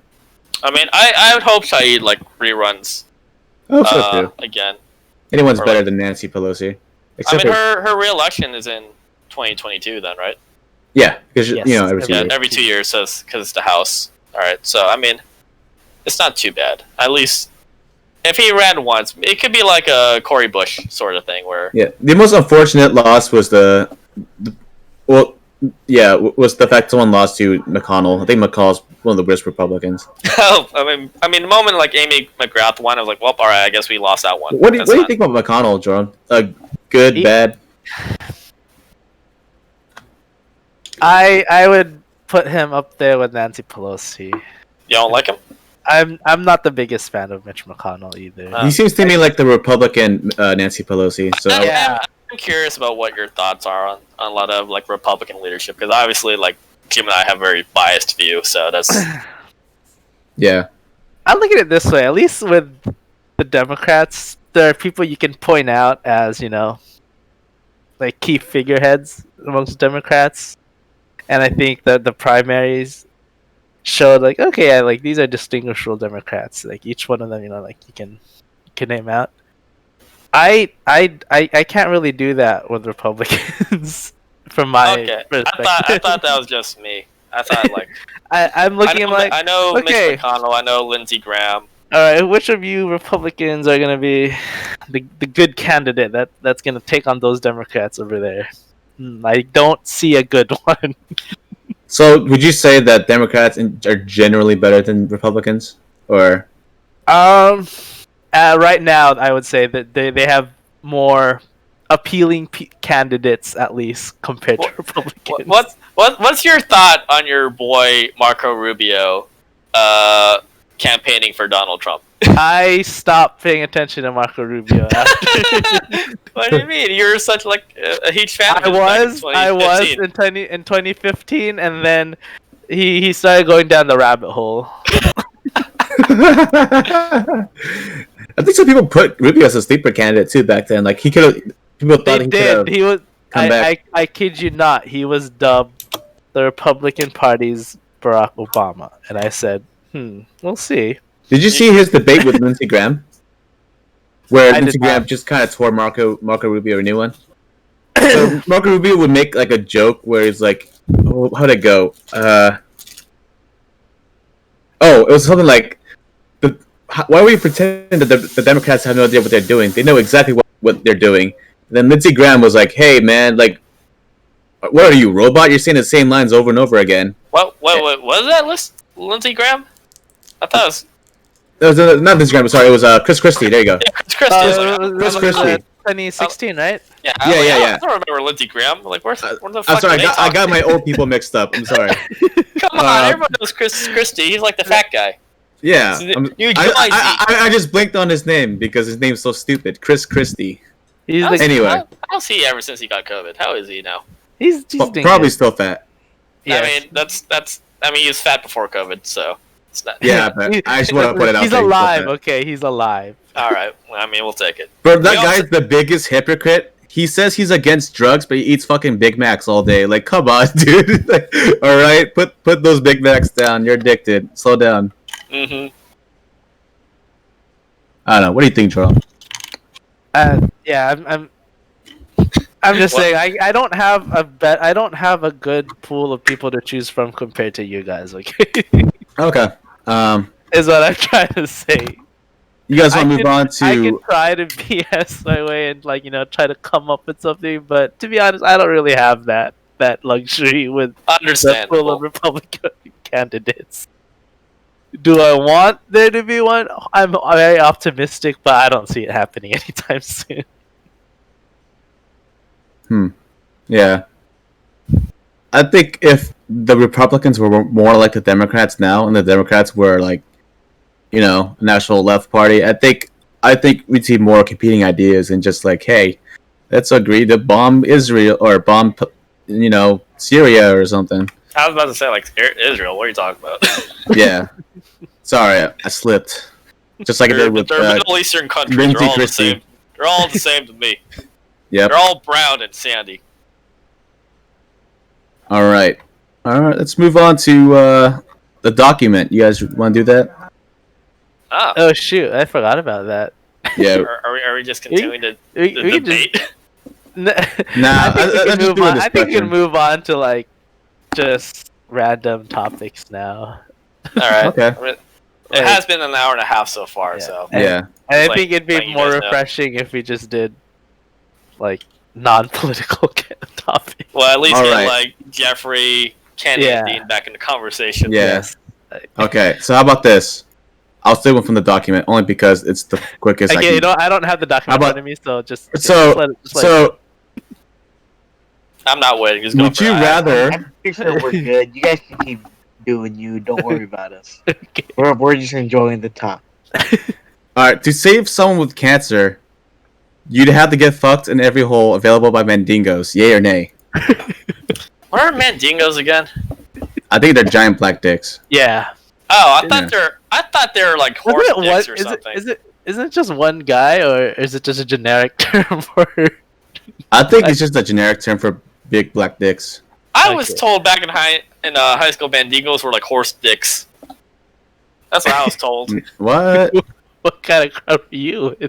I remember like we having this conversation like staff in ROTC, and I was like, Paul, do you know what a mandingo is? Like, no, horse dicks. I'm like, oh, okay, cool. What? I thought horse dicks were called horse. Dude, you know what was weird about horse dicks? So when we were at BLT, Yeah. we were all just sleeping inside the barracks, right? Uh-huh. And then this one guy we know starts mentioning like, "Hey, I'll mention his name after the stream. You guys want to know?" But he was like, "Hey, what would have happened if a horse fucked a girl? Like, could she handle the size of that horse dick?" And then everyone was like, the people around him were like, "Oh, I don't know. Like, that's like, would you want to take a horse dick? Oh no, man. What if you got like $1 million bucks?" I mean, to be fair, I reckon most of the guys wouldn't even want to take like a normal dick anyway. Yeah, they're making theories about how a woman can take a horse dick if she has the right surgeries or the right position or whatever. I'm in the assumption that it would just rip her apart. I too think that, but that's not hard. It's like a steel beam entering a vagina. Like, what do you think's gonna happen? What do horse dicks even look like? Paul, don't No, Google it. Stop. Stop. You Slow hear down. me typing? We're talking to the same guy who said if he had the powers of Mr. Fantastic or something. I mean, I guess it's just like a longer normal dick with like a suction cup at the end. Alright, it's not as wild as I thought it would be. You know, like some animals have like some real wild looking dicks. Yeah, I don't search that up, Paul, so Don't like cats have like spikes or something on their dicks? I don't know. I've heard that. But I don't know. What do cat dicks look like? Paul's gonna search it up, see? Oh God. Why? Paul into bestiality confirmed. Nah, I'm just curious, man. I'm a man of science. Purple Ninja says my parents do be Trump supporters. Yeah, I think all of our parents are Trump supporters. I'm assuming. Except maybe Kenny's. I don't know about his, but My mom is definitely for Trump. My mom voted for Trump. My dad was going to vote for Trump if he brought out a second stimulus check. But since that didn't happen, he voted for Biden. But he didn't think Biden would win. Dude, earlier my mom was looking at the election results and she yelled at me for voting for not Trump because she was like, "Hey, if you voted for Trump, he would have won." I'm like, "What?" It's like your one vote in California. Yeah. So she was like a little bit upset at me for not voting for Trump, but you know, it is what it is. I think even my mom knows a little bit more than that. He's like down the Fox News Kool-Aid rabbit hole. Trump. Did you guys know that apparently word is after the election when if Donald Trump loses, which look like is going to be the case, the whole idea that he's going to leave is probably not going to happen because apparently he and his team are planning to make a TV network called Trump TV. Oh, I remember seeing that, and like Yeah. it would try to like rival Fox News, and I'm like, So even if Trump is out of office, he's still going to be very prominent within the probably not as prominent, but still prominent enough in the political world. I mean, he's a president, you know, like you're always gonna have some former president, yeah. Yeah. So Like, anything what he both. says is newsworthy. Yeah. But anyway, I'm assuming Jordan's parents are also pro-Trump. I think Dean's mom is pro-Trump. Jeffrey's mom, I'm not too sure, but yeah. For some reason, not parents, man. She's a mix, but like my dad's more of like a Trump supporter, to be honest. Yeah. Fun fact. So apparently, the most pro-Republican ethnicities are Filipinos and Vietnamese. And I'm assuming you can lump Cambodians in there too, but I don't know. I barely see. I can see that. I rarely run into Cambodians, to be honest. Most of them are in Long Beach, I hear. Really? I hear the reasoning for Vietnamese I hear is because like they see that the Democrats as being communist apologists or more communist-like. They're like, oh fuck that shit. You know. I remember driving by that Vietnamese convoy of Trump supporters the other day when I was driving to my dad's house. They're just waving Trump flags everywhere and just honking on the road. I'm like, what the fuck? And for Filipinos, correct me if I'm wrong. I'm assuming it's because you guys are more religious towards like Catholicism, so you guys are more conservative I don't values. know about that, but it's a little bit jumping on a little bit with what how Vietnamese view it. Mm-hmm. With them, yeah, it's they feel like it's a little bit of the same way too. At least for my mom, when she had to escape from the Khmer Rouge back in the day, it's more like the Republican Party was the one that helped out Cambodians get out of Cambodia, I guess. Something along those lines. But also, ironically enough, it was also like, well, never mind. I was about to say the point like Republicans were also like in favor of the Vietnam War and the parts of the bombing of Cambodia as well. But then again, Democratic presidents also continued the war as well. So that's destroyed my entire point. All right, I just want to address the viewer comment. All right, back to stupid bullshit. All right. Oh yeah, we're talking about dicks. Yeah. So. Oh, we went through so many last time. What the heck? We did, really? I felt because all the great ones, the ones I'm looking at aren't that great. But, okay. You were talking about BLT before, and then so we've gone to like horse dicks, and I forgot how we got to BLT in the first place. But because Jim mentioned how somebody had BLT. BLT for the viewers is not baking lettuce tomato. It's just mini boot camp. No, it is baking lettuce tomato. Basic leadership training for the RTC. The sandwich. Yeah, sandwich. I've not had a good BLT in a long time. It was a weekend in RTC where they trained you how to make the perfect bacon lettuce tomato. You know what? If that was what RTC was, I'd be down as fuck for RTC. All right. Hell yeah, brother. I would have been the most committed fucking RTC member there was. All right, NS1s, make me your best BLTs. I'll taste test. how great it'll be your grade. Yeah. Shouldn't you just be taking a bite to taste test? Like, nah, I had to test the entire sandwich. No, it's not lettuce, bacon, tomato, it's bacon, lettuce, tomato. You're doing it wrong. It's still raw. Do it again. Make another one. Why are you still eating that one? Don't question it. Just keep making. You can't substitute bacon with ham. Ham's not a B, it's an H. It is in Canada. You question me again. You're not getting that rank up. I would have loved like advancements. Well, if I was the one. If it was with sandwiches, fuck yeah, I'll do advancements all the time. Ask me I'll ask you questions. You make me bacon. So, is there any topics that are good to go, or are we just? No, I mean like from your list.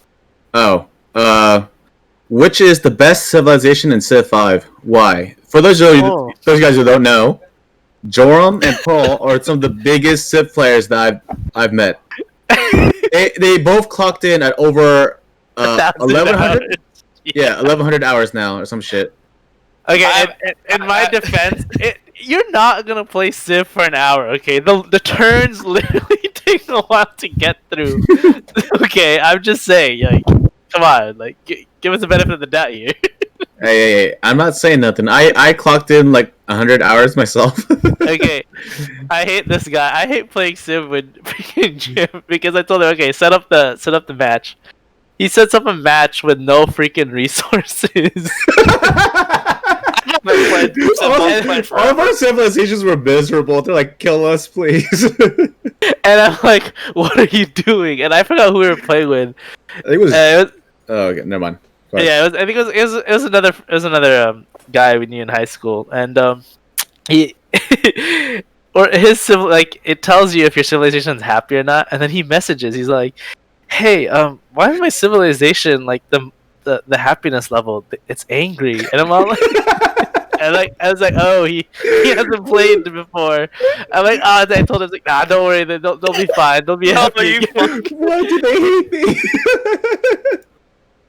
And then I remember playing again with Jim. I think it was that same match. Like, I started building up my armies. I'm all like, and he's like, hey, let's attack so and so already, right? I'm like, okay, let's go attack him. And then, like, I maneuver my troops near Jim's camp. I was like, you're not planning to attack me, are you? I'm like, nah, don't worry. And next turn, I instinctively declare war. You're a piece of shit. I remember playing with Jeffrey. Oh god. I remember like Jeffrey's like surrounded his capital, and I was like, and then Jeffrey's like, did someone declare war on me? I'm like, I don't know, man. I don't know. There's just it looks like there's some knights on your land. You better get rid of those. I had no idea how to play the game, so you guys were totally bullying me. I don't think I was there. I think you were there. You were Was there? I? Yeah, you were there. I forgot what civilization you were playing, but you I were remember playing in a match with you guys, but it was like I don't remember Jeffrey being in the match. As we were playing with like another one of our friends in our Discord. Yeah. You know, I've actually never finished a game of Civ, but so I don't know too much about what's the best Civ, but the Civ I've had the most success with was Japan. I think it's because they had like a bonus near water or some shit. I forget. I don't know. Yeah. Did they? I don't remember. Oh, it's probably like The fishing boat one. Yeah, the fish. And then they have Bushido as well. Like, Yeah. full It just happened. That happened to be my best Civ, but I hear Poland's pretty good if you're talking about like what's best overall. So I don't know. I like playing as the Germans or Alexander. I think Shoshone is pretty good for early game. They're like really good. Yes. Especially when you like put down to like a city, you get like a bunch of like tiles automatically. There's the Pathfinders as well. So easy, just like level up your Pathfinders to like archers and just like travel everywhere. If you're going for a more like total domination route, I think Chinese is a good one. Chinese is good. Great Britain also pretty good as well. Especially Oh, that's right. they have You like the get naval power. They have like you get like an extra extra spy. spy. Yeah. Your longbowman. So you can if you like up. So what happens in Civ when you like for some reason when you upgrade your crossbows or your bows up to like the Gatling gun, you get one less range. However, with Great Britain, you get Gatling guns or like machine guns, but which has 2 range if they were longbowmen before. So they're like, hey, I could add. These are actually viable now on offense, and not just like, okay, just sit up in defense and just wait for them just to like crash your bodies against you. What victory do you usually go for, Paul? I've disabled political victories just because I tend to abuse the fact that like, oh, I could just use my spies to like do a coup, and I can just get all the city states that way. So I've disabled that. I either go for science or a cultural victory, and Okay. normally science tends to happen just because like culture seems to like build up a little bit too slow by the time like, oh, I already have like my high tech, I might as well just go for science. However, if I'm playing as a civ that historically is more of a warmongering nation, then I'm like, okay, time to have fun this game. I've actually gone through like every single civ in the game now. Like I actually, haven't. I've beaten like went through and not just like played, like actually like beat a full match with like every single civ in the game. Oh shit. Yeah. So now I'm like, okay, what do I do now? Well, I guess I haven't played scenarios. Let's do scenarios. Now I'm doing that.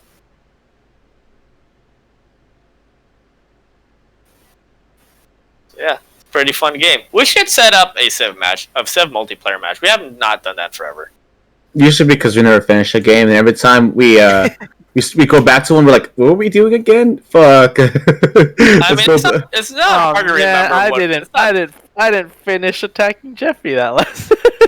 It's not hard to remember what we were doing. It's just look at the map and like, okay. Just look at the map. If you see that you're surrounded by people that aren't yours, that usually means it's a bad thing. Yeah.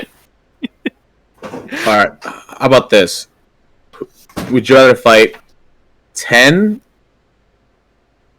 Jeffrey-sized dogs, Jeffrey-sized dogs. Okay. or 100 dog-sized Jeffreys? 100 dog-sized Jeffreys. It Dude, depends what type of dog fucked. is it. You're fucked either way. I know, right? Normal sized dogs or 100 normal sized dogs are gonna fuck you up already. But Dog-sized think- Jeffreys. 10 Okay, so with Look, 10 dogs. 10 is enough to fuck you up already. 10 Jeffrey-sized dogs or 100 dog-sized Jeffreys. So think about the little Jeffreys, running towards you. They can't come up on. Dude, They have to be on all fours, right? They're on all fours. That's just little people. At Oh that point. shoot! Okay. Just No. the height. It's just the height. And he's angry at all the little Jeffreys are angry at you because they're trying to kill you. So Dude, whatever answer you pick, you're fucked. You're gonna get your ass beat. Or okay, how about this? Would you rather, when you die, live in a world where you can relive your memories, whatever memories you choose, or be reincarnated but lose your memory? I'd rather be reincarnated and lose my memories. I feel like it'd be like a nice fresh start to video. Even though you won't know, your family from your past life or your friends or all your accomplishments, all that stuff. I could go that route. Okay. I'd be pretty cool with it. yeah, I'd be the same. I'm fine like reincarnating because like eventually at some point you're just gonna get bored just like reliving your memories. Yeah, and be like, oh man, I have to go through freaking this again. But when you think about it, like most people are like yeah, I'd like to revisit my memories, and then you realize, man, my life kind of sucked. My life's I don't know, kinda boring. man. Go back to day 25, year 2021. You're just eating a sandwich. You're like, yep, this is the life. And it's a BLT sandwich, too. You're like, fuck yeah. Yeah. You're like, oh man, this BLT sandwich. Oh, this is the one the NS1s made me. All right, you think we should wrap it up? I'm starting to hear like a vacuum cleaner like go off in the background. Let me just go back to that Jeffrey dog-sized one. I'll take on the dog-sized Jeffries. I think it'd make for a better like story to tell if I make it out of there. Yeah, I think so. I think just like Yeah. one dog-sized Jeffrey is enough to fuck you up. So at least I'll have a chance to survive. At least like maybe he'll put pity on me. Like, hey, don't kill me, please. Whereas dogs are like, I'm a soup myself up with drugs too, or like Jeffrey when he took on the cripples. So that'll give me a fighting chance. What if you go back in time, and then you're like, hey, I want to see what my childhood was like, and then it's just like a picture of you getting beaten. You're like, oh. right, this is probably why I like erased Never from my mind. memories. I don't know if you remember, Jim. In Family Guy, I remember when Peter tears up his birth certificate, and then he's all like, "There's no light. It's just fire." He starts to disappear. Dude, I have not watched Family Guy for the longest time. Do you still keep up with it, John? No, I stopped after. I think that's season 14 now. I want to say the last thing I watched was probably like one of like that Simpsons episode. That was think- like that was the last season I really paid attention to it. I think I stopped watching after you graduated. Because like I remember we were talking about it every time, me, you, and talked, Dean. yeah, we talked about it a lot. Yeah. And after you graduated, I was like, I guess I didn't have a reason to watch it anymore. I was like, I guess that's it.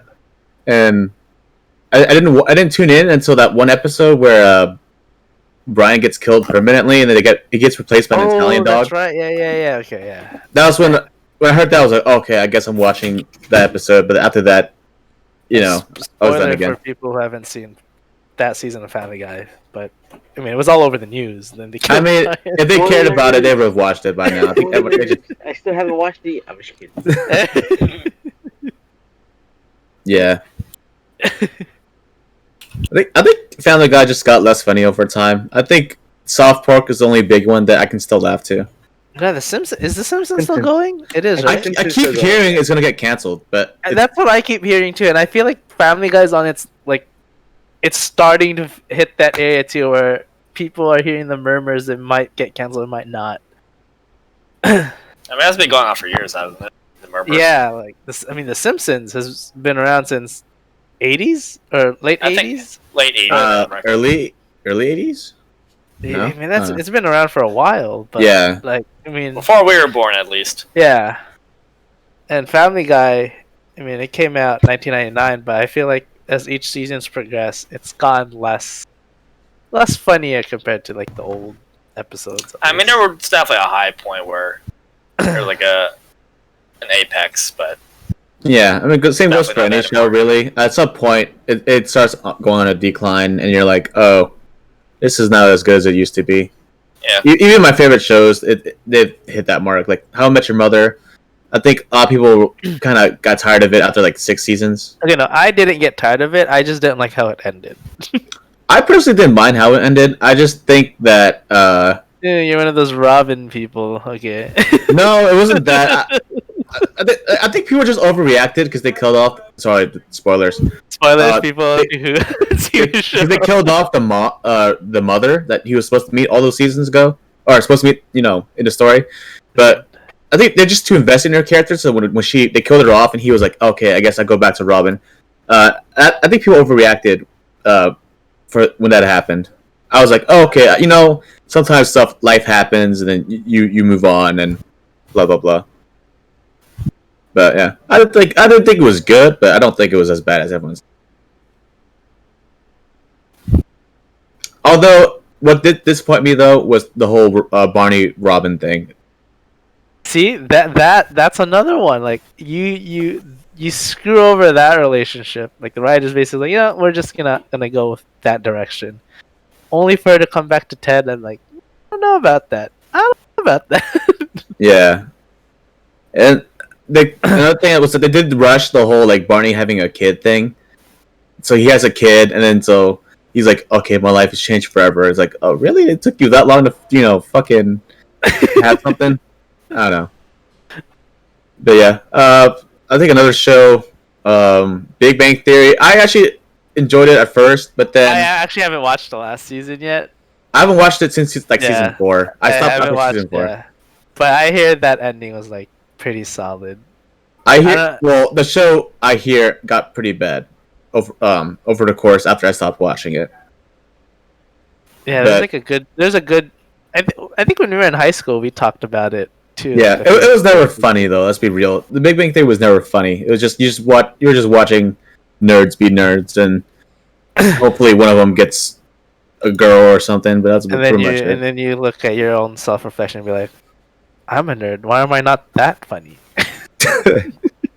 Nah, I think You don't have a funny laugh track shows in the are. background. Yeah, dude, I fucking hate laugh tracks. I can't stand them anymore. I mean, Like- I haven't watched a sitcom in forever, so. Like, I think shows are funny when they don't have a fucking laugh track. It's like one guy's like, "Hey, I'm just clipping my nails," and you just hear, and then the other person's like, "Oh, your nails, huh?"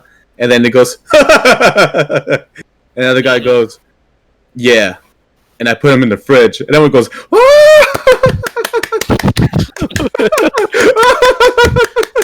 It's like, what the fuck? Like that's not funny, bro. Like, come on, Hey, they know laughter is contagious. That's why they do it. come on. Like, They trick you into having a You good ever time. think that for those laugh tracks, they just miss time when they put it in those shows? I mean, it's Because yeah, it happens sometimes, like the weirdest moments. I'm like, did they need that in this part? Maybe your sense of humor is just not on par with them. No, No, I think they're just not funny. I think they're just not funny. I think I've transcended their sense of humor. Yeah, like my sense of humor isn't even that fucking like, what's the word? Refined. All right, like it doesn't take much to make me laugh. All you have to do is just like start screaming or something. I find that funny, but a lot of the sitcom jokes are pretty terrible. I think my sense of humor, yeah, so it goes with Jim. If you show me any like old Family Guy clip or old SpongeBob clip, I'll start cracking.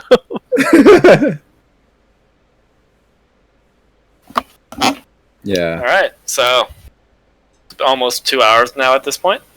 Dang, you've been talking for that long. Yeah, time Yeah. flies. Well, is Dean alive?